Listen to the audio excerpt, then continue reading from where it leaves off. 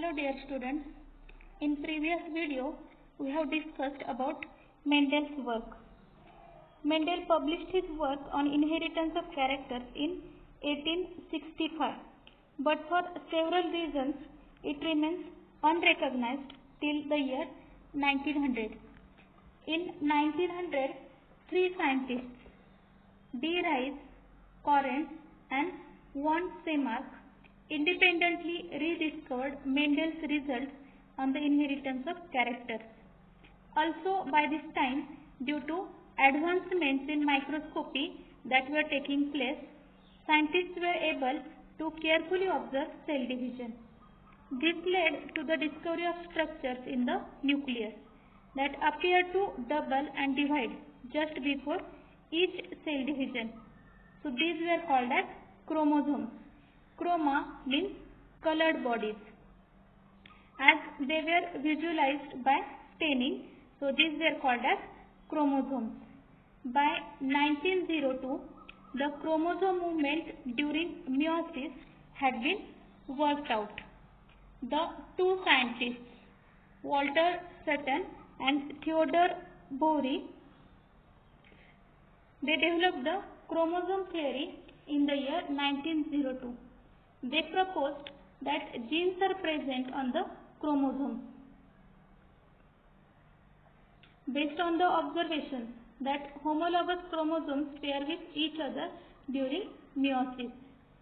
Their supporting evidence was provided by work with the fruit flies. Now let us discuss what is chromosomal theory of inheritance.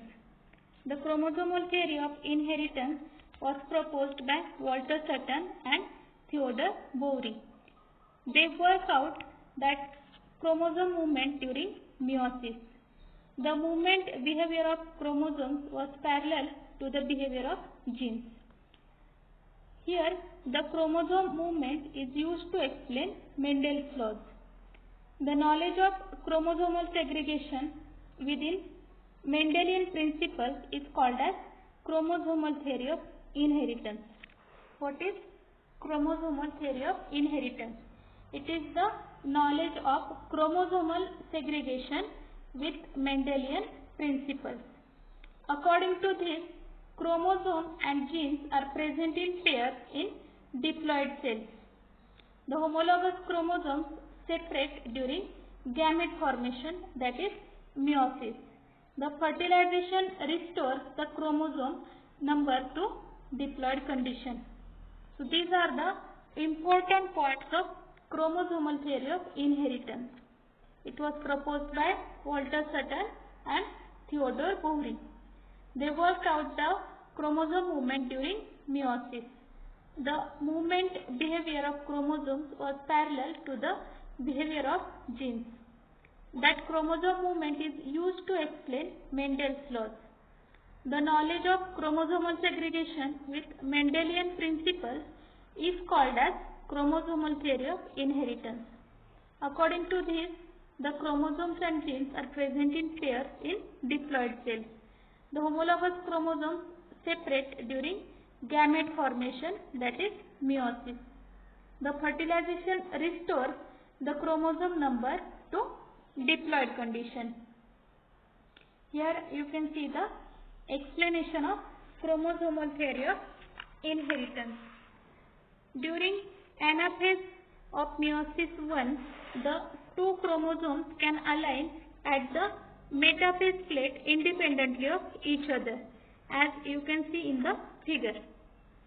To understand this, compare the chromosomes of four different colors in the left and right columns.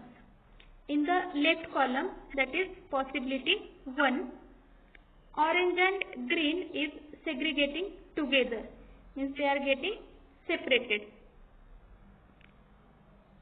But in the right hand column, that is possibility 2, the orange chromosome is segregating with the red chromosomes. See the possibility 1. One long orange and short green chromosome and long yellow and short red chromosome at the same pole. You can see the first diagram, meiosis 1 anaphase. One long orange and short green. There is a pair. One long orange and short green, and long yellow and short red chromosome at the same pole. So they start segregating. So it shows the independent assortment of characters in possibility 1. Now let us see possibility 2. There is one long orange and short red chromosome and long yellow and short green chromosome at the same pole. So here there is also separation, but here if you see in case 1, orange with green and yellow with red, here are orange with red and yellow with green. So they get separated independently. So it shows the independent assortment of the chromosomes. Sutton and Boveri argued that the pairing and separation of a pair of chromosomes would lead to the segregation of a pair of factors they carried. Sutton united the knowledge of chromosomal segregation with Mendelian principles and called it the chromosomal theory of inheritance. Following this synthesis of ideas, experimental verification of the chromosomal theory of inheritance was given by scientist Thomas Hunt Morgan and his colleagues. They conducted experimental verification of chromosomal theory of inheritance. Morgan worked with tiny fruit flies, Drosophila and Melanogaster. With the fruit flies, Drosophila melanogaster. It is the variety of the fruit flies. Its scientific name is Drosophila melanogaster, which were found very suitable for such studies. Why he selected the Drosophila melanogaster flies? Because it is suitable for genetic studies. These flies can be grown on simple synthetic medium in the laboratory. They complete their life cycle in about 2 weeks. A single mating could produce a large number of progeny flies. There is a clear differentiation of male and female flies. Many types of hereditary variations can be seen with low power microscopes. So these were the reasons why Morgan selected Drosophila. Let us repeat these reasons once again. First reason is Drosophila is suitable for genetic studies. It can be grown on simple synthetic medium in the laboratory. These flies complete their life cycle in about 2 weeks. A single mating could produce a large number of progeny flies. There is a clear differentiation of male and female flies. Many types of hereditary variations can be seen with low power microscope. Now let us discuss about the sex determination. The mechanism of sex determination has always been a puzzle before the geneticists. The initial clue about the genetic or chromosomal mechanism of sex determination can be traced back to some of the experiments carried out in insects. In fact, the cytological observations made in a number of insects led to the development of the concept of genetic or chromosomal basis of sex determination. Henke in 1891 could trace a specific nuclear structure during spermatogenesis of some insects. It was also observed by him that 50% of the sperms received this structure and after spermatogenesis, whereas other 50% sperms did not receive it. Henke gave a name to this structure as the X-body, but he could not explain its significance. Further investigations by other scientists led to the conclusion that X body of Henke was in fact a chromosome, and that is why it was given the name X chromosome. It was also observed that in a large number of insects, the mechanism of sex determination is of the XO type. Now let us see the different types of sex determination. XX, XO type of sex determination. It is in case of grasshopper. The grasshopper contains 12 pairs or 24 chromosomes. The male has only 23 chromosomes. All egg bearers have one X chromosome along with a autosome. Some sperms, that is 50%, bear one X chromosome and 50% grasshoppers do not have. Grasshopper sperms do not have X chromosome. So egg fertilized with sperm having X chromosome becomes female with 22 plus XX. The egg fertilized with sperm without X chromosome became male with chromosome 22 plus X0. Now second type is XX, XY type of sex determination. The sex determination in insects and mammals.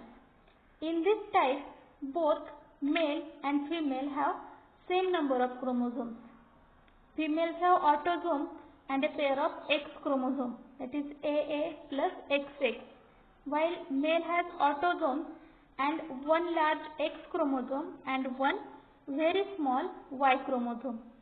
In this type, male is heterogamety because male is having XY type of chromosome, and female is homogamety, means female has XX type of chromosomes. Now ZW type of chromosomes. It is seen in birds. In this type, female birds have two different sex chromosomes named as Z and W. Male birds have two similar sex chromosomes and are called as ZZ. In this type of sex determination, female is heterogamety and male is homogamety. In human beings, in mammals, female is homogamety and male is heterogamety, but it is opposite in birds. Male birds have similar set of chromosomes, so they are said to be homogamety. The male birds have Z type of sex chromosome, while female birds have heterogamety, means they have ZW type of sex chromosome. Now let us discuss about linkage and recombination. Morgan carried out several dihybrid crosses in Drosophila to study genes that were sex-linked. The crosses were similar to the dihybrid crosses carried out by Mendel in peas. For example, Morgan hybridized yellow-bodied, white-eyed females to brown-bodied, red-eyed males and intercrossed their F1 progeny. He observed that the two genes did not segregate independently of each other, and the F2 ratio deviated very significantly from the 9:3:3:1. Morgan and his group knew that the genes were located on the X chromosome and saw quickly that when the two genes in a dihybrid cross were situated on the same chromosome, the proportion of parental gene combination were much higher than the non-parental type. Morgan attributed this due to the physical association or linkage of the two genes and coined the term linkage to describe this physical association. The linkage term, it was coined by scientist Morgan to describe the physical association of two genes on chromosomes.